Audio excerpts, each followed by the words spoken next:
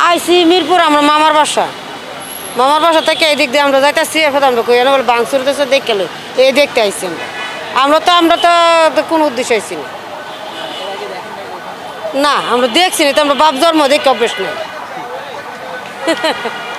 আমরা বাপ জন্ম দেখে তো অভ্যেস নেই না আমরা ভিতরে গিয়ে যাবো কিতাম আমরা গাড়ি ধরে নামলাম ঢুকার অনেক চেষ্টা করছে ঢুকতে তো এদিক দিয়ে দিচ্ছে না। আমি এখানে বাচ্চা নিয়ে কোচিংয়ে আসছি তাই খালি ঘরে বসে দেখি যে এই ওইটাছে সেই এইটাছে বসলাম যে একটু দেখে আসি ঘুরিয়া গাইরিয়া তাই দেখলাম ভালোই আছে মানুষে যেমন বলে তেমন না। এখানে 32 নাম্বার অ্যাকচুয়ালি এটা বাঙালি জাতির যারা বাংলাদেশের 18 কোটি মানুষের একটা আস্থার জায়গা। এই 32 নাম্বারের সাথে অনেক স্মৃতি জড়িয়ে আছে বাংলাদেশের মানুষের, মুক্তিযুদ্ধের ইতিহাস, বঙ্গবন্ধুর ইতিহাস, বঙ্গবন্ধুর তিনি যে এই দেশ স্বাধীন করার জন্য যে নেতৃত্ব দিয়েছিল এবং তিনি যে দেশ স্বাধীনের যে কর্মসূচি গ্রহণ করেছিল সেটা এই 32 নাম্বারের থেকেই। এই 32 নাম্বার বাংলাদেশের মানুষের হৃদয়ের একটা স্পন্দন। এখানে যেভাবে এই 32 নাম্বার এই বর্তমান যে অবৈধ সরকার, এই অবৈধ সরকারের সাথে যারা মোটামুটি এই রাষ্ট্রদ্রোহী কাজে সংশ্লিষ্ট, রাষ্ট্রদ্রোহী কাজে যারা লিপ্ত, যাদেরকে সাথে নিয়ে উনি মেটিকুলাস ডিজাইন করে বাংলাদেশের নির্বাচিত সরকারকে পদত্যাগ অন্যত্রে চলে যেতে বাধ্য করেছে। আজ সেই অবৈধ এবং রাষ্ট্রদ্রোহীদের তাণ্ডব চলছে বাংলাদেশে।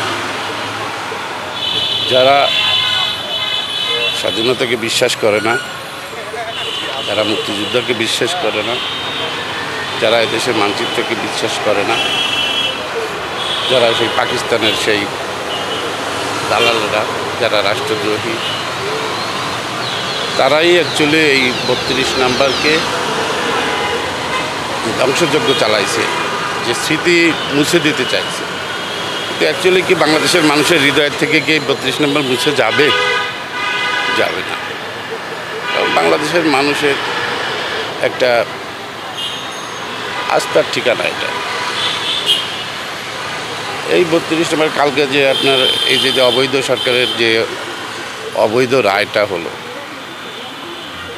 এটার পরে দেখেন বাংলাদেশের প্রত্যেকটা মানুষ কিন্তু এটার বিপক্ষে অবস্থান নিয়েছে। কারণ মানুষের এটা সারা বাংলাদেশের 18 কোটি মানুষের বিরুদ্ধে এই রায়টা হয়েছে।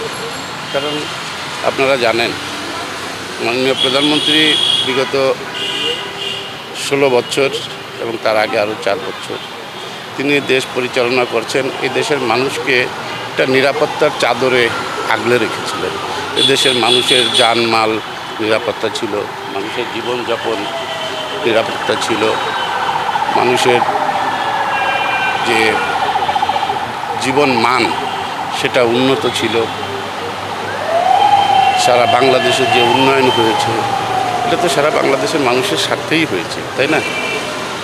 তো সেই ক্ষেত্রে আজ দেখেন সারা বিশ্বের বুকে বাংলাদেশের একটা অবস্থান হয়েছে, একটা মর্যাদার আসনে প্রতিষ্ঠিত হয়েছে বাংলাদেশটা। এরা এসেছিল, যারা এসেছিল এটা তো আপনারা বুঝতেই পারছেন, যারা এই স্বাধীনতার বিপক্ষে অবস্থান নিয়েছে, যারা এই দেশকে ধ্বংসযোগ্য